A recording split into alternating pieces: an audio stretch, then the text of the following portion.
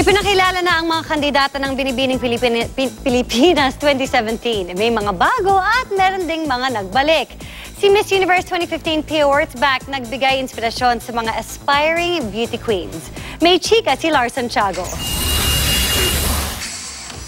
Kitang-kita, putting their best foot forward ang 39 na kandidata ng 2017 Binibining Pilipinas sa ginanap na press presentation kaninang tanghali. Sa 39 Binibining Pilipinas beauties na ito, pipiliin ang panlaban ng Pilipinas sa Miss Universe, Miss International, Miss Supranational at Miss Grand International. Katulad ng nakasanayan, isa-isang nagpakilala ang mga kalahok, suot ang kanilang two-piece swimsuit.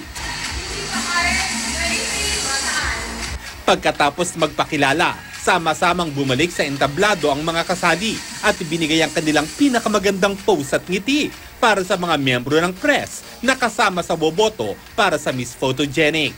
Bago naman umalis ang mga kalahok, tinawag ang inspirasyon ngayon ng maraming sumasali sa beauty pageant na si Miss Universe 2015 Pia Wurtzbach.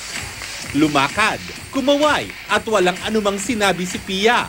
Pero sapat na yon para tumanggap siya ng masigabong palakpakan mula sa mga taong naroon. Kabilang sa mga kandidata ang anak ni Christopher De Leon at Sandy Andulong na si Mariel De Leon. Ang first runner-up ni Catriona Gray sa 2016 Miss World Philippines na si Arian Kalingo. At ang fourth runner-up ni Miss World Philippines 2014 Valerie Rayman na si Rachel Peters. Ayon sa tatlo, inspirasyon nila si Pia sa muli nilang pagsabak sa pageant.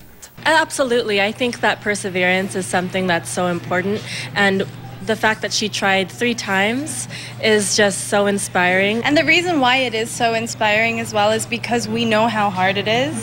You know, we're only at the very beginning of this journey, and it's, you know, we're tired, we're hungry, but it's very exciting, and it was such an honor to have Pia here today. It was definitely an inspiration, you know.